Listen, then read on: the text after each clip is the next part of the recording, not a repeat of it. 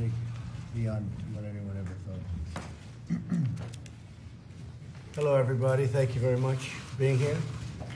It's a cabinet meeting, and we have plenty of things to discuss and plenty of success. We've had a tremendous amount of success. We're working, however, right now on immigration, which has been going on for many years. We have come up with a lot of solutions, but we have Democrats that don't want to approve anything because that's probably, they think, bad for the election that's coming up. Unfortunately, there are a lot of people suffering, and that's unfortunate. Unrelated, and before we get into that, the new employment claims recently out just yesterday show that we have the lowest level in nearly a half a century. That's something that is an incredible statistic in a half a century. It's a long time. And the economy is booming. It's doing really well. We're renegotiating trade deals. We're doing very well in those trade deals. It's taking a little period of time. We put tariffs on certain countries and certain industries where it's been very unfair to the United States. Our Treasury is taking in billions of dollars. And these other countries are coming along that have not treated us well, and they are negotiating very vigorously. And lots of good things are happening. This should have been taken care of a long time before my administration came into being. But for some reason, for 25, 30 years, nobody ever looked at trade deals. They're out of control how bad they are, but we're going to make them very good. And we're going to make them fair for both countries, for our country and for whichever country we're dealing with. And there are plenty of them because they're all bad. There's nothing good. My administration is also acting swiftly to address the illegal immigration crisis on the southern border. Loopholes in our immigration laws, all supported by extremist open border Democrats. And that's what they are. They're extremist open border Democrats. If you look at Nancy Pelosi, you look at Chuck Schumer, you'll see tapes where they wanted to have borders. They needed borders for security. Just a short while ago, a number of years ago, I see Chuck Schumer, we must have borders. Hillary Clinton, we must have borders. If people penetrate our borders, we must get them out of our country. Now, all of a sudden, they're big open border people. It's a whole big con job. In the meantime, people are suffering because of the Democrats. So we've created, and they've let it happen, a massive child smuggling industry. It's exactly what it's become. Traffickers, if you think about this, human traffickers are making a fortune.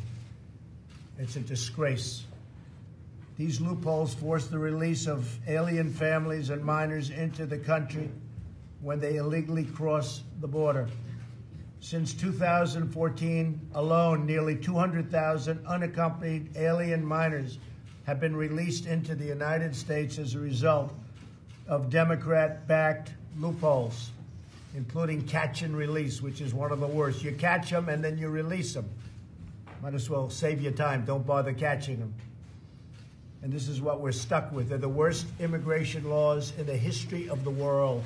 The whole world is laughing at the United States, and they have been for years. These alien minors were separated and sent all the way up here alone. But they really came up with coyotes. You know what a coyote is? Not good. These are not good people. They were set up here with human traffickers because the Democrat-supported policies have allowed this to happen. Democrats also refuse to fund the personnel, the bed space, the resources that we need to house the minors. Now, they want us to take care of the minors, and that's fine. But they don't want to give us the money to take care of them. Because the worse everything looks, they think the better they're going to do with respect to the blue wave, which is turning out, frankly, to be a red wave if you look at the polls. I think we're going to have a red wave, not a blue wave. So they want us to take care of bed space and resources and personnel and take everybody and, you know, like, let's run the most luxurious hotel in the world for everybody. But they don't want to give us the money. So you could ask them about that. We have to house these minors, and we have to house them safely. And frankly, we have to house them, and we should be taking good care of them, and then we should return them back home. That's what we have to do. But every time we ask for resources, the Democrats say no. They say no to everything. They're obstructionists because they think that's good politically. I think it's bad politically. For them, I think it's bad politically. We'll see. In addition, Democrat and court-ordered loopholes prevent family detention and lead to family separation, no matter how you cut it. I signed a very good executive order yesterday, but that's only limited. No matter how you cut it, it leads to separation ultimately. I'm directing HHS, DHS, and DOJ to work together to keep illegal immigrant families together during the immigration process and to reunite these previously separated groups. But the only real solution is for Congress to close the catch and release loopholes that have fueled the child smuggling industry. The Democrats are causing tremendous damage and destruction and lives by not doing something about this. And they know that. They know that better than anybody up there with a pen. If we don't close these loopholes, there is no amount of money or personnel in the world to address the crisis. Very serious crisis. It's been going on so long. This isn't Trump administration. You look back at 2014 during the Obama administration, they have pictures that were so bad. They had a judge that said it was inhumane the way they were treating children. Take a look at some of the court rulings against the Obama administration. They talked about inhumane treatment. I read them. I looked at them. They're all over the place. Inhumane treatment. They were treating them terribly. We have a situation where some of these places, they're really running them well, and I give a lot of credit to Secretary Nielsen and all of the people that have worked. It's the nicest that people have seen, but it's still something that shouldn't be taking place. My wife, our First Lady, is down now at the border because it really bothered her to be looking at this and to seeing it as it bothered me, as it bothered everybody at this table. We're all bothered by it. But we need two to tango. We have 51 votes in the Senate. We need 60, unfortunately, because we have the ridiculous filibuster rule. So we need 60. And I think I'll get 4 or 5 or 6 from senators, frankly, running in states where I won by 25, 30, 40 points with Mike. And I think we'll get 6 senators, maybe we'll get 7 senators. That still doesn't get us to 60. So there's nothing you can do to get there. And people don't understand that. When we have a majority in the Senate, we have a majority by 1, but we need 10 votes. So we need 10, essentially, we need 10 Democrats. Not going to get them. They're told by Schumer and Pelosi, don't do it, because we want to see if we can pick up seats. They don't care about the children. They don't care about the injury. They don't care about the problems. They don't care about anything. All they do is say, obstruct, and let's see how we do, because they have no policies that are any good. They're not good politicians. They got nothing going. All they're good at is obstructing. And they generally stick together. I respect them for that. That's about it. Their policies stink. They're no good. They have no ideas. They have no nothing, the Democrats. All they can do is obstruct and stay together and vote against and make it impossible to take care of children and families and to take care of immigration. We should be able to make an immigration bill that can really solve the problem, not just this. This is one aspect of it. This is one very important but small aspect of it.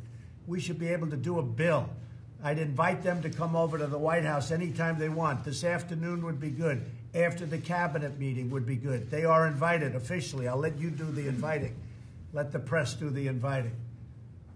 But we have to do something about immigration in this country.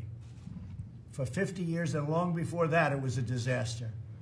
But over the last 20, 25 years, it's gotten worse. Every time they write a rule or regulation, it makes it worse, not better. We can solve this problem. We have to hire thousands of judges. No country in the world is hiring judges like that. They hire border people that you can't come into the country. Mexico, by the way, is doing nothing for us. Nothing. They have the strongest immigration laws. They can do whatever they want. They can keep people out of Mexico. They have a 2,000-mile journey up Mexico. They walk through Mexico like it's walking through Central Park. It's ridiculous. Mexico does nothing for us. So then when people say, why are you being so tough with NAFTA? And I am being tough because it's a terrible deal for the United States. Mexico's making $100 billion a year off us and the horrible NAFTA deal. And I am being tough. One of the reasons I'm being tough, because they do nothing for us at the border. They encourage people, frankly, to walk through Mexico and go into the United States because they're drug traffickers, they're human traffickers, they're coyotes. I mean, we're getting some real beauties. Mexico is doing nothing for us except taking our money and sending us drugs. They're doing nothing. They could solve this problem in 2 minutes. You wouldn't even have to do anything. But they don't do it. They talk a good game, but they don't do it. So we'll see how that all comes out. It'll be very interesting to see. So with that, I'll end by saying we had a tremendous success in North Korea. We continue to work on that. Mike Pompeo has been fantastic. John Bolton working together with Mike has been fantastic. I don't even know where. There he is. I thought he might have gone back to North Korea. He spent so much time in North Korea. Surprised to see you here. But I think I can speak for both of us in saying it's been an incredible experience. The relationship is very good. They've stopped the sending of missiles, including ballistic missiles. They're destroying their engine site. They're blowing it up. They've already blown up one of their big test sites. In fact, it was actually 4 of their big test sites. And the big thing is it will be a total denuclearization, which is already taking place. And I understand, Mike, that they've already sent back or in the process of sending back the remains of our great heroes who died in North Korea during the war. And that's already in the process of coming back. Plus, as you all know very well, we got back our hostages, our 3 hostages who are right now living very happily with their families, and we're very happy about that. So we've made tremendous progress with respect to North Korea, even since I last spoke to you. What we agreed to do is have a meeting. I know that some of the media says, oh, they agreed to meet. Well, anybody would have agreed to meet, and it would not have been possible for past administrations to have met in the way that we've met. This was an incredible, important meeting all over Asia. They're in love with the United States because of what we've done. And Japan, I spoke to Prime Minister Abe, and he is so thrilled. He doesn't have rockets going over Japan. That makes him very happy, General. You know that, right? He's very thrilled not to see rockets going over Japan. There were plenty of them sent right over Japan. And he said, I want to thank you because what you've done is incredible. There are no more rockets going, and there's no thought of it. Now, things can change. I said it last night at a speech. Things can change. Personalities can change. Maybe you end up with conflict. Maybe you don't. But the relationship that Mike has and I have with Chairman Kim and his group is a very good one, very strong one, and I think it's going to lead to tremendous success. But the document we signed, if people actually read it to the public, you'd see, number 1 statement, we will immediately begin total denuclearization of North Korea. Nobody thought that would be possible. If you remember a year and a half ago when Mike and I came into office and when this group came into office, everybody was talking about there's going to be a war. There's going to be a war with North Korea. During the Obama years, that's all I heard about, war with North Korea. You have 28 million people 30 miles away from the border where they have thousands of massive, they call them cannons. That's what they are. They're bigger than howitzers. And they're all aimed at Seoul. Seoul has 28 million people. And it would be not a catastrophe of 100,000 people or 200,000 like I'd read from you. This could have been a catastrophe of 30, 40, 50 million people. And I think we're very close to having that situation solved. We've had some very good news even over the last couple of days. They want to get it done, we want to get it done, and we're moving quickly. So North Korea has been an incredible experience for me, and we're going to help them also get back on track. We think that it has tremendous potential. Chairman Kim thinks it has tremendous potential. I want to also thank, as you know, Prime Minister Abe. I want to thank President Moon from South Korea. He's been terrific. He's been really moving it along and pushing as hard as they can. But without the United States, it had no chance whatsoever. I also want to thank President Xi of China, because the border was very strong during a very critical period. Unfortunately, the border is getting a little bit weaker now, but that's okay. That's okay. But we have to get him to keep it tough. But I do want to thank President Xi of China. So with all of that, we're having tremendous numbers, tremendous economic success. I think we're having the most successful period of time economically, perhaps in our country's history. GDP numbers have been great, but the ones that are coming out, I'm really looking forward to seeing them. I think you're going to see numbers. I just see the activity. I see the business yesterday.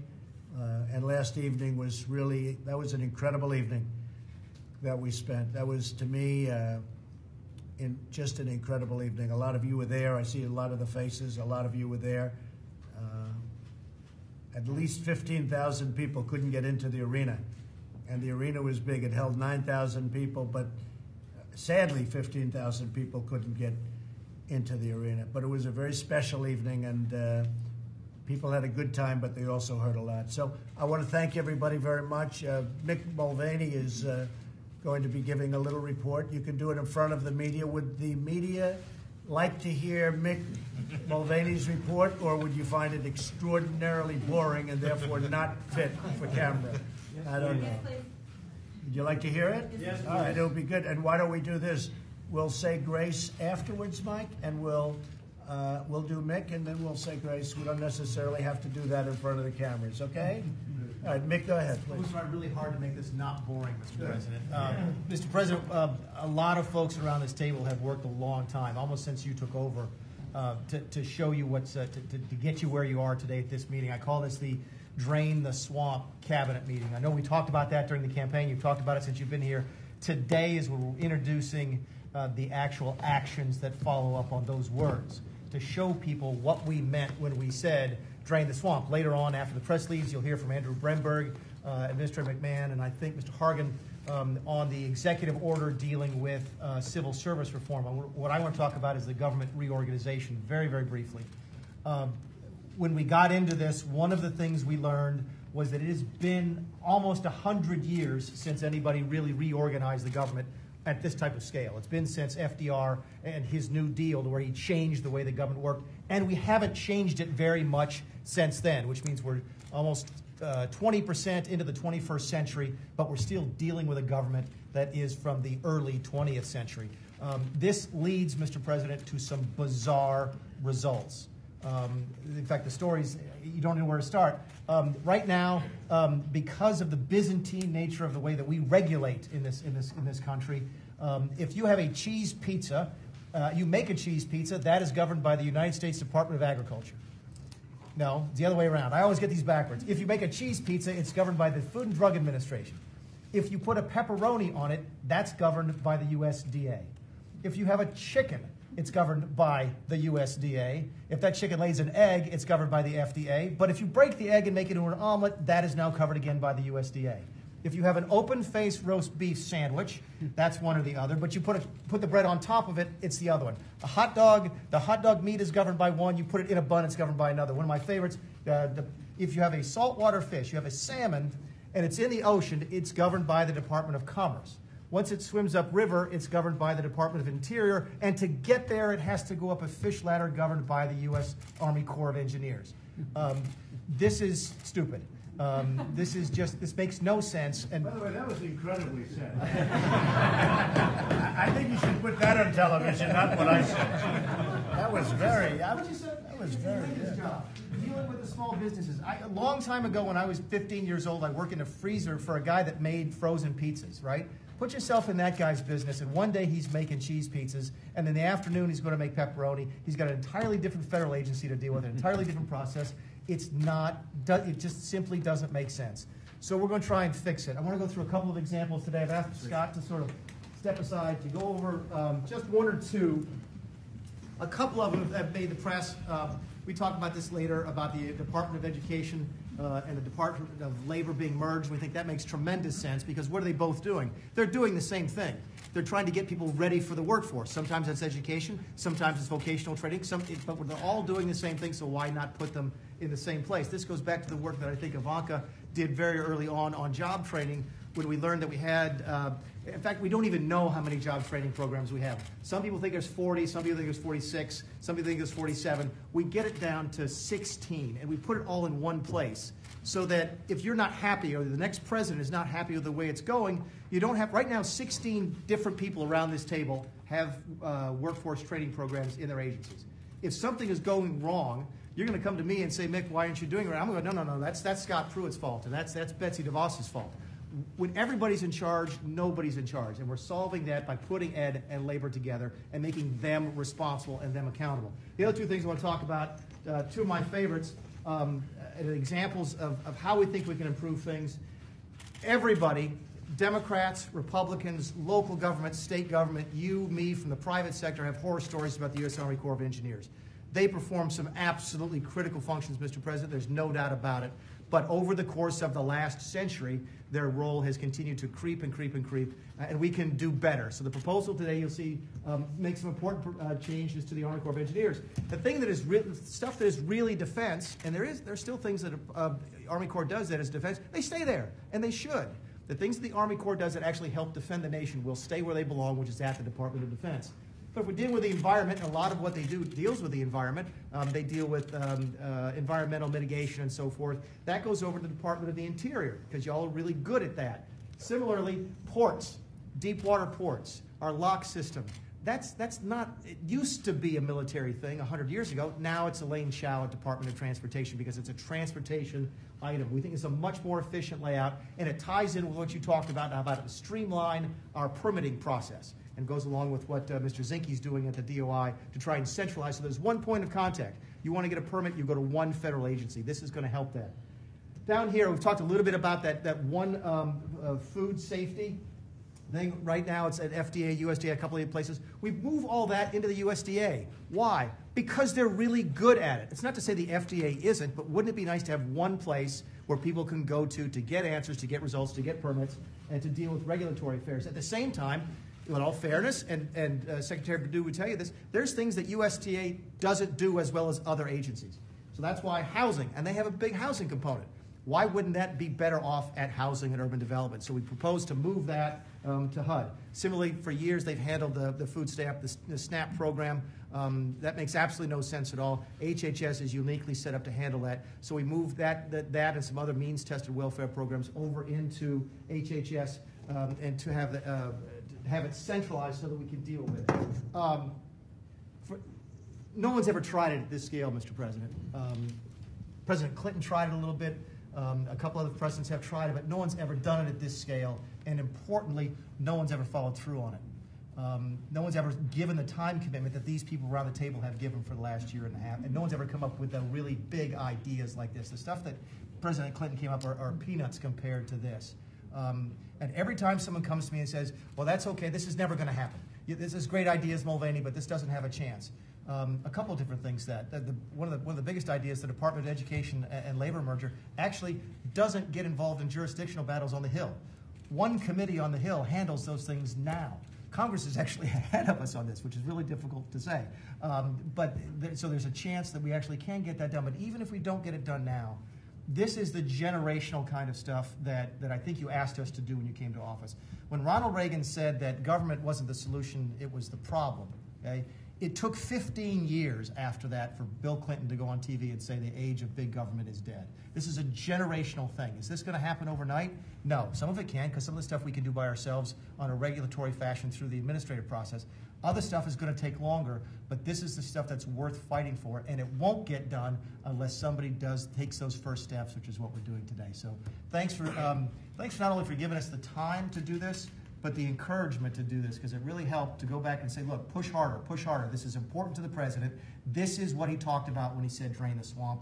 And this is where we can show the people that voted for you, and even the people that didn't vote for you, that you care about good government and that we're going to make things a lot better. So anyway, that's all I've got. That was a great job, Nick. Thank you very much. And I think really terrific, actually.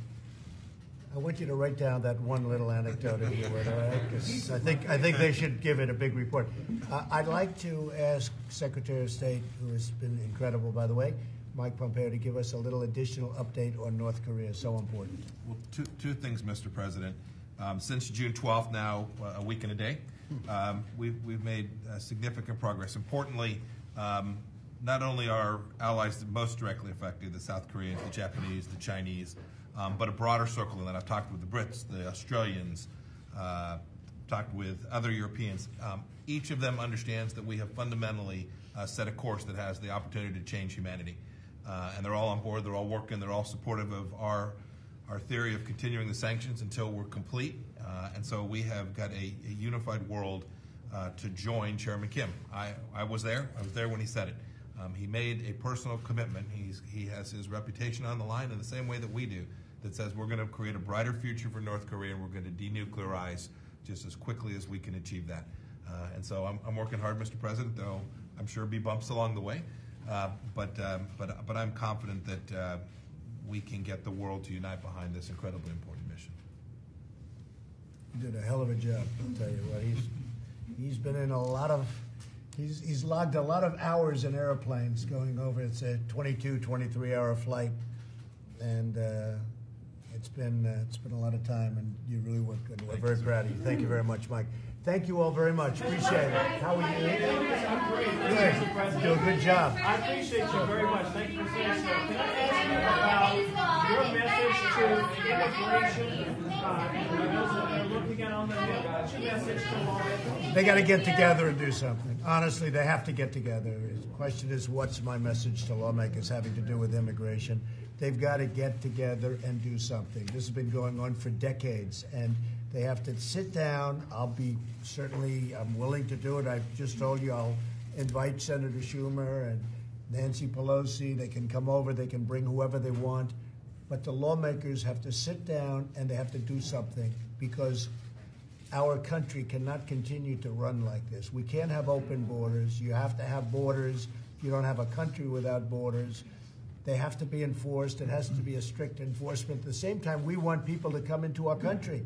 We need them. We have many companies right now moving back into the United States. They need workers. We have 3.8% unemployment. They need workers. We have to have them come in. You know, I'm saying I want people to come in. They have to come in through a merit system, but we can have a lot of people come into our country through the merit system, so they can help these companies that are looking so hard for people to make the company work. But in a very, very simple way, Congress has to get together, get their act together, Democrats and Republicans. They have to come up with a solution. I have ideas, they have ideas, we can put them together very easily. There's so much hatred. There's so much, I mean, honestly, I'm not saying this, there's a lot of false reporting, a lot of misreporting. There's also a lot of great reporting. But Congress has to come together, and this is the best time to do it. Right now, I think, is the best time I've seen for people that really are well-meaning. Now, unfortunately, we have an election coming up in a few months, and I guess they're looking at it and we're looking at it, and maybe we have to just sort of put on the blinders when it comes to doing that.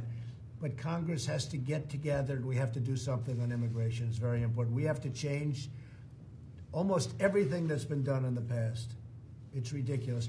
We are being laughed at as a country because of our bad immigration policies. And, we're a young administration. This has been going on for 50 years, 60 years, 70 years.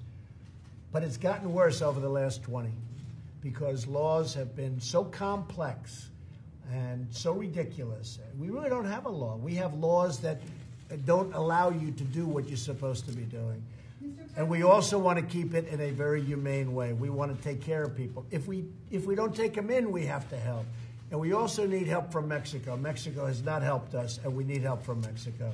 So that's a long answer, but I also appreciate the great job you've done. Okay? Thank you. Yes? Say it, I can't hear you. The kids who are already separated from their parents. Well, we want to put them together. We don't want to have we don't want to have children separated from their parents. You have to understand, you gave an example yesterday of 12,000 children. Of the 12,000, 10,000 came up either alone. They weren't necessarily young children, but either alone, or they came up with traffickers and coyotes. And these coyotes are bad dudes.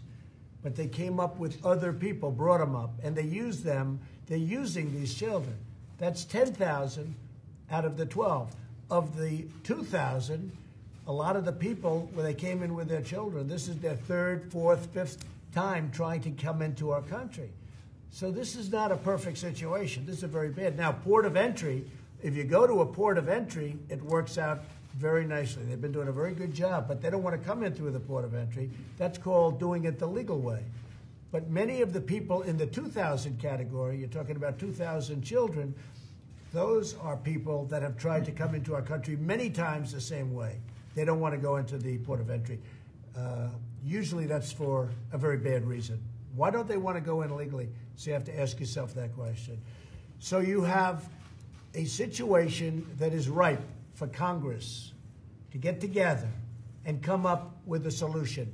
And I am ready, willing, and able to help, and ready, willing, and able to take this pen right here and sign very quickly. Zero tolerance still exists, though? Or is suspending zero If we tolerance? took zero tolerance away, you would be overrun you'd have millions of people pouring through our border. If you took zero tolerance away, everybody would come right now. They'd be getting their little belongings, unfortunately, and they would be heading up. You would have a run on this country the likes of which nobody's ever seen. So we have to have strong borders. Frankly, the wall in terms of drugs, in terms of keeping certain people out that we don't want in this country, the wall is imperative. We have to have the wall. We've started the wall. We have $1.6 billion. We're fixing tremendous amounts of wall where it's been overrun. But we have to come up with a solution. I would consider it, whether it's North Korea, whether it's so many other things. We have a lot of things. Look, I've been given a very tough hand. Because I came up here, we had an economy that was going down. We had an Iran problem. We had a Middle East problem. Take a look at what was going on in the Middle East. It's a lot better now. You're a lot smoother right now than anything you heard over the last 8 years. But we were given a lot of bad cards. One of the bad cards, we're given this immigration mess. And it was made worse by all of the different contradicting laws that have been passed. So we're going to work very hard with Mike Pence and with everybody else in this room. We're going to work very hard to see if we can solve the immigration problem. But we need Democrats to be able to do it. If they're going to obstruct, it can't be done because the Republicans don't have the votes. Now, I think we're going to win additional Senate seats. That will help us a lot. But unless we get additional Senate seats and unless we keep the House more or less like it is right now, you're not going to be able, unless the Democrats are serious and they want to come along and they want to get immigration work done. We can do something that's going to be historic. We can do something that will be historic, and we can get it done. I am ready. I'm here. All of these people, these are very talented people. We're all ready. We're all here. We need votes from the Democrats or nothing can pass. Thank you all very much. Thank you. Thank you. Thank you.